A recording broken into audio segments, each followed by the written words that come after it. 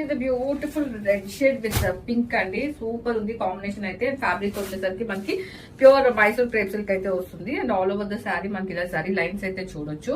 And upper part లో మనకి ఇలా కాంట్రాస్ట్ లోనే వీవింగ్ గ్యాప్ బార్డర్ అనేది చూడొచ్చు అండి, రెండు కూడాను. అండ్ ఇది సాటిన్ వస్తుంది మనకి బార్డర్ లో.